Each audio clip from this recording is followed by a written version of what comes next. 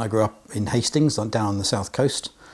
My parents were both school teachers. My father was a maths teacher in secondary modern school. My mother taught in a primary and junior school. A lot of people in Hastings will know my parents because they taught them.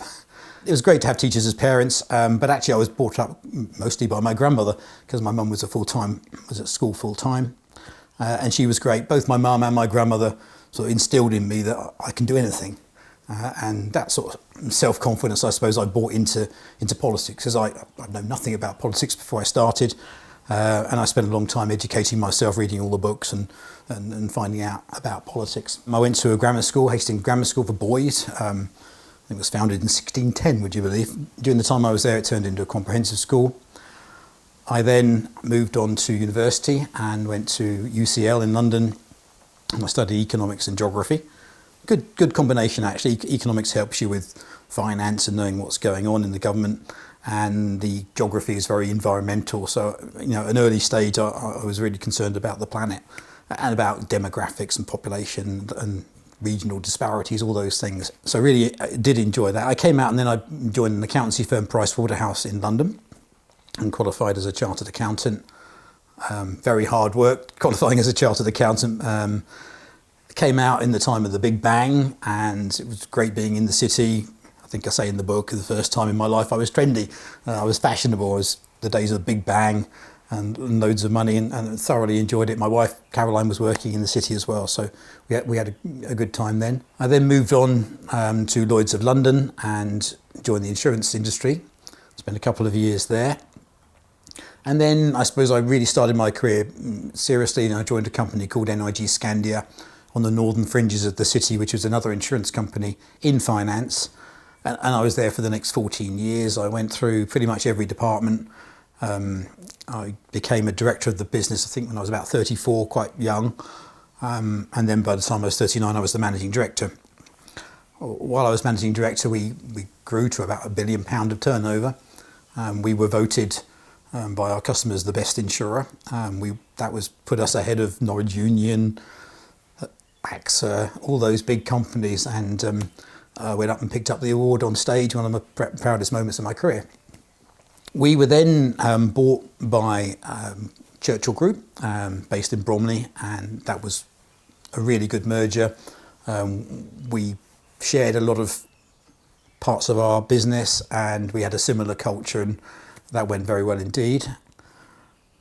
It changed a bit because then Churchill and NIG were bought by Direct Line, which was owned by RBS, and we then started dealing with Fred Goodwin and a very large group where decisions were made somewhere else. That was a different type of merger in that there was a lot of cost reductions involved, and it just really didn't suit me. I certainly never wanted to fire people, make people redundant. So at that stage, after 14 years, I left NIG, had a period in the garden, which was lovely. I took the kids to school, played a bit of golf, read an awful lot of political history, and at the same time I was putting a business plan together for a new internet business that would sell insurance to affinity groups on the internet.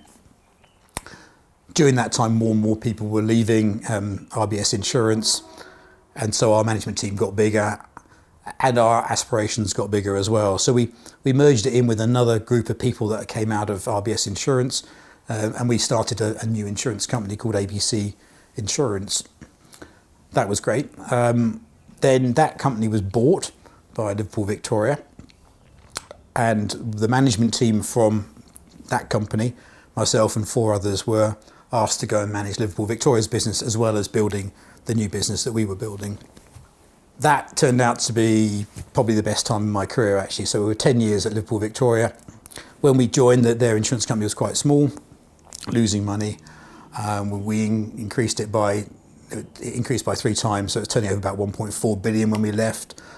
Had fantastic staff engagement scores. The staff really loved working for us and with us, and the customers were having good service. So it was always at the top of the which best buy lists. That also won an award. We were voted the British Insurance Awards the best insurer. Myself and John O'Rourke, who was leading the business and 4 others, went up and picked the award up again. Another really proud moment. So that time came to an end. We were on a contract after we'd spent 10 years there. The 5 of us who walked in then walked out. And again, had a little bit of period in the garden again when we weren't allowed to work. Then we set up another new business. This one invests in new technology companies. It's called ABC Investors. And that's been fantastic for me and us in learning about what's happening in the market, new technology. It's a bit like Dragon's Den. A new company will come in, they'll present to us, we'll decide whether or not we want to invest in it. But we really are at the forefront learning about things like blockchain, all the other stuff that's going on in technology. And it's been useful having that knowledge in writing this book and knowing what can be done. This book was one of a number of projects that I took on when I left LV. I thought I might retire, but it hasn't turned out that way. I'm still working in insurance and involved in a few companies in a non-executive director capacity. I've also done quite a lot of charity projects and other personal projects, and this is one of the projects which I'm really interested in.